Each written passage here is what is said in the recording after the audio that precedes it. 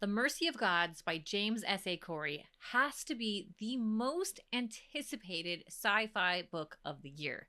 People who love The Expanse, maybe you watched the series, maybe you read the books, just cannot wait to get their hands on this. So I've read about halfway through, and I'm here to tell you after my midpoint review whether or not this book lives up to the hype. And I have to say, I'm not so sure.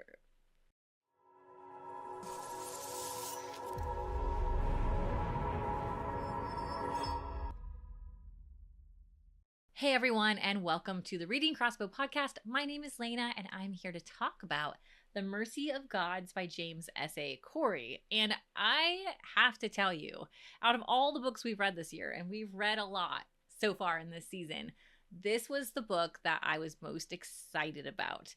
If you're new here, just know that we are a two-person podcast, but it's just me here today because we each pick books every month, and this was Rob's pick. And we do midway reviews on each other's picks and then follow up together on a full review. So this is my halfway review. I read to the end of part 2. It's not quite halfway. We try to go halfway into these books, but this is a short book. It's only about 420 pages, and the end of part 2 gets you to about page 164. So not quite halfway, close enough, and I'm going to be as spoiler-free as I possibly can. There's one area that I think I'm going to be like kind of hinty at, just because I think you need to know about this, and it has to do with aliens. And it's a bit different than what we get from Corey or what we've seen in the past. So that's just kind of one area I think I might have to kind of, again, I'm not spoiling anything, but giving a bit more information than you get on the jacket cover. So let's do a quick plot summary. So this book is about humans post something. We don't know what that something is, but it probably wasn't good. And they've ended up on this planet, and I think, or am guessing, that it's a fraction of them. And the planet seems small. And they're thriving for whatever part of their history they're in. We don't really know. They put a big question mark on it. And you know what? Surprise, surprise. Not too much of a surprise. It's on the cover jacket. I'm not spoiling anything. An alien race comes, and they're not exactly friendly. So this book follows the main character. There's several characters, but the main character named David, and he is a research assistant on a world-renowned research team. And this research team is tackling a problem that this planet is trying to understand, which is basically related to like their existence or how they got here on this planet. And in true James S.A. Corey fashion, we get a band of characters together that are very different. They work together. They're all part of this research team. But just like we get in The Expanse, where they're all kind of in the confines of, their spaceship, we get that where they're all in the confines of their research lab. And great characters. We have like a couple couples, so you get a relationship dynamic, and then you get some crushing that happens where people kind of wish they were with someone else. I think this happens in, any workplace. You get a bunch of people crammed in one spot, feelings go crazy. And then you have some youth, young researchers, and they're just kind of starting into their lives. And then you also have some people who are at midpoints in their lives, maybe a little lost. And this is where we get a bit of like the Amos type character that a lot of readers love from The Expanse. I get the feel of that type of character a little bit in one of these characters. So true Corey fashion, we're getting the group together, right? Now, I'm not going to spend too much time on this review. Typically, I go a bit deeper on my midpoint reviews, but on this one, I think I'm going to glaze the surface a bit. And here's why.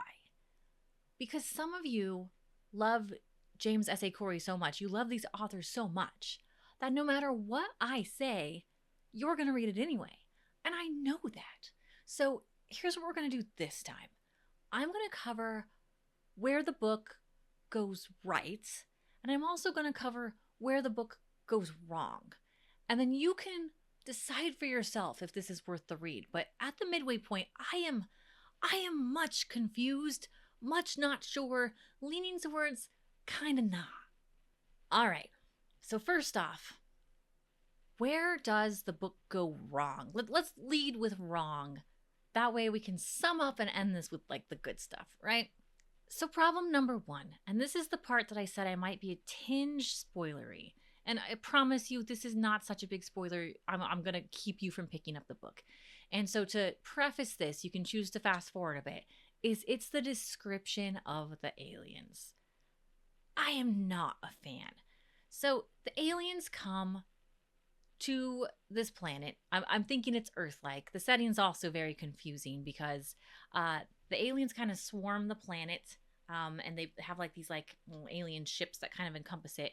And it seems to happen quickly, and it seems to be like not, doesn't take much to do that. Whereas, like, if this were Earth and if this was like the three body problem, which this also happens on, where like their technology kind of encompasses the Earth, and then they sync up all their like electrodes or ships or whatever you want to call it to message the Earth, and no one can get past them. So that sort of happens. They swarm the planet with all their little spaceships, and no one can get through. It's threatening. Big bad aliens are here. So I got a bit of that, bit of three body problem. But when the aliens touch down, okay, when they come onto the planet, and this is in the jacket, all right, we know the aliens come. We know it's not good. They're different, all right. So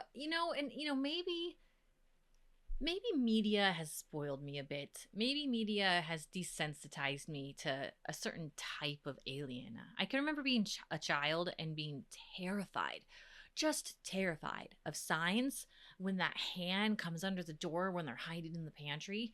And then later on, when you get a quick glimpse of an alien as they're walking by a newsfeed, and it's like, I don't know, 7 feet tall and skinny and a big head. And that's the traditional type of alien that we get.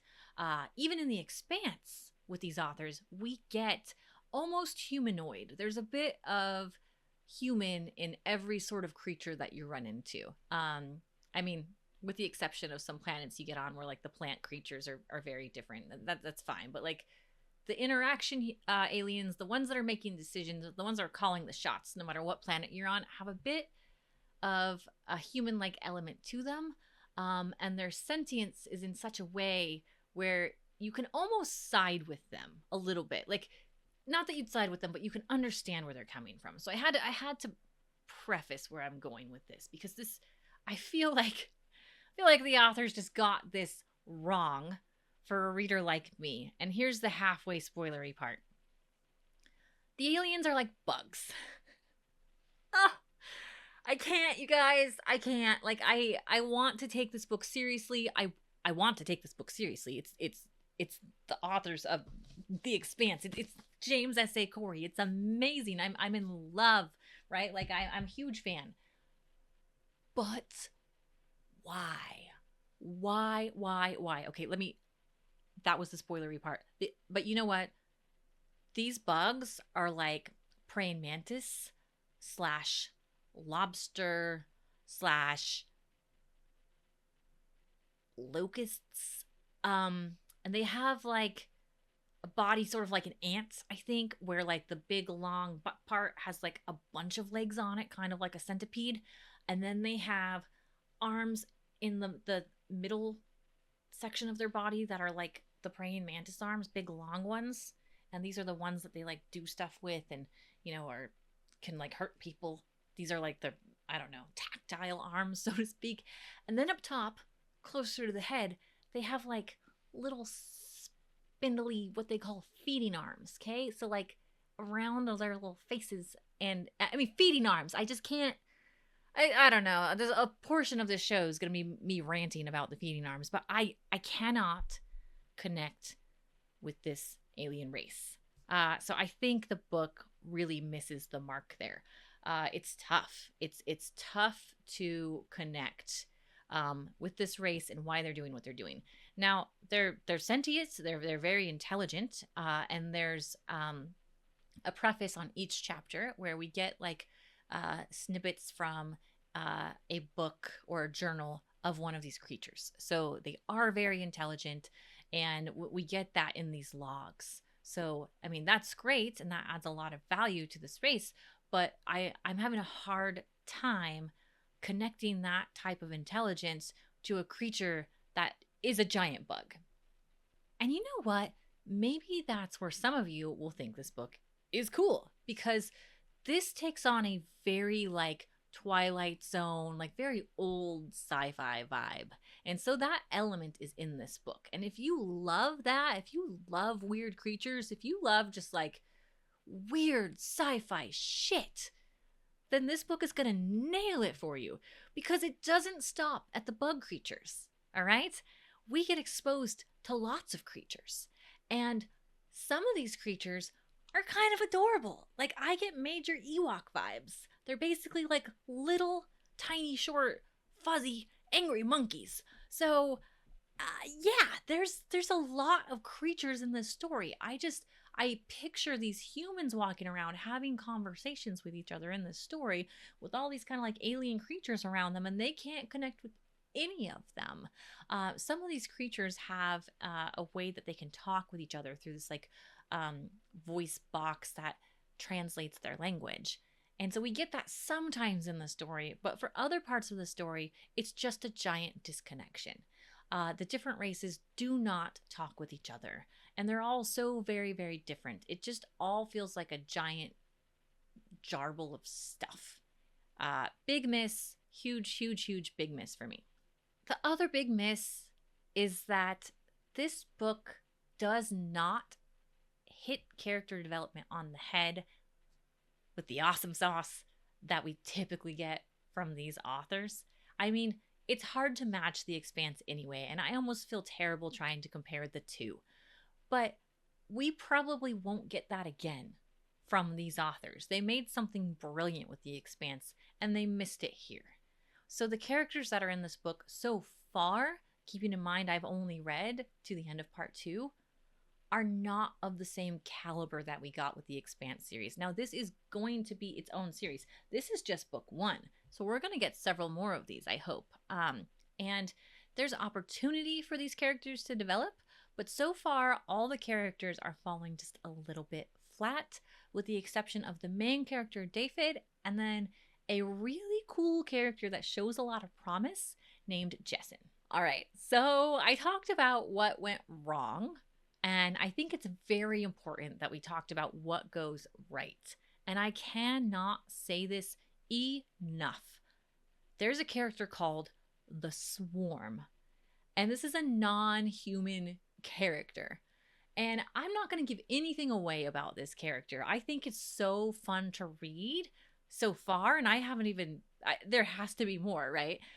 I haven't even got enough exposure to this character, and I want more, more, more, more, more, more, more. This Swarm is amazing. So, non-human character, but for some reason, this particular character, and I'm going to say character because we don't get more of them that I know of. We get the one, has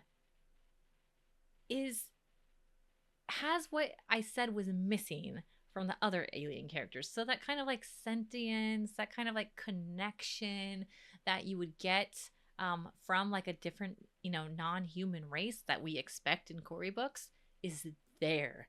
And it's amazing. And so far, I can already see this character growing and developing, and I'm not even to the halfway point. So 5 stars, amazing. The Swarm is fantastic. What else does this story get right? Well, interestingly enough, I said the characters were what it got wrong. But I'm also going to say that the characters are what it gets right. Because I know that's confusing, but I know Corey, and I know these authors build upon their characters. I would say good foundations have been laid. Even though I don't feel like I got enough character development so far, just midway through the book, normally we would get more character development already, like with The Expanse, like Holden and Amos, Holden's girlfriend in the first book. Those characters were amazingly developed just a few chapters in. We don't get that here. But the promise is there. The foundation is laid. Some of these characters have some amazing building blocks. So I'm also adding that to what goes right, sort of. All right. The last bit of what this story gets right is just the bigger story, right? In Corey books, we have a whole universe of possibilities. The characters travel to different planets really far away, and then we also have development of planets that are close to what we know as humans here on Earth. So Mars, space stations, Earth itself. Like in those books, we get so much development of the setting. So I can see that happening here. So we're just starting to get it. There's this huge mystery of what happened to humans. Why are these particular humans where they are? And why is this alien race, which I think I forgot to say was called the Carricks earlier, what is their interest in these humans and what do they need them for? What is the bigger picture? So, actually, about halfway through, this is a mystery and it's a clever mystery. And sometimes when we have books like this, the little snippets at the beginning of chapters, those will point to the answers as to what happened with how these humans got here. Well, we don't really get that. We're getting a lot more insight into this alien that is following. I can't say who. Is kind of complaining about one of these humans that's in the story. So we're kind of getting a logbook, a journal of like this alien being frustrated with, this character in the beginning pages of the book. So it's almost like we're getting a glimpse into the future when what we kind of really need is a glimpse into the past. So not getting that yet could be answered by this book, although I'm going to predict that it's not going to be because, book one of I don't know how many. I think it's 3. We'll see. But that is done really, really well, setting up this arc for what I'm sure is going to be a really cool, bigger story. All right, having all that said, should you pick up this book? Should you read The Mercy of Gods by James S.A. Corey? Man, I don't know. I would say yes if you love the author. I would say no if you haven't picked up space opera, if you haven't picked up Space Cowboy, if you haven't read The Expanse yet, start there. Start there with Corey. Read it first. You don't have to read the whole series. It's big books, big pages, but read the first book and then decide if you want to read this. These are standalone series. They do not relate to each other. But I think if you're going to break into the Corey world, I don't know if this is the book that you should do it on. And I feel bad that I'm saying that, mostly based off the fact that the aliens, I just cannot connect with them. I am someone who pictures books in my mind as I read them. I go to sort of this dreamlike state while I'm reading, and I picture the whole thing, right? If you're that kind of person, this book is incredibly difficult to picture. I have a really hard time picturing the characters conversing with giant praying mantises. I just can't do it. It was campy in The Twilight Zone. It's campy in all those sci-fi shows when it happens. It's campy here. And I can't imagine that getting better page after page. And then on top of that, you add the characters being a bit flat. So this book is getting amazing reviews. And I think I'm going to be one of the few who's not giving it an amazing review. Now, again, just a midpoint. Tune in next week as Rob joins the podcast with me and we take a look at this book together and we review it spoiler free in full to see if I am wrong at the midway point. But for now, should you pick it up? Maybe. Just maybe. Please like and subscribe if you haven't yet. Please join us next week. We're actually wrapping up season 1 of this podcast soon, and we can't wait to talk about what's coming up in season 2. So again, like, subscribe, don't miss a thing, and we'll see you next week.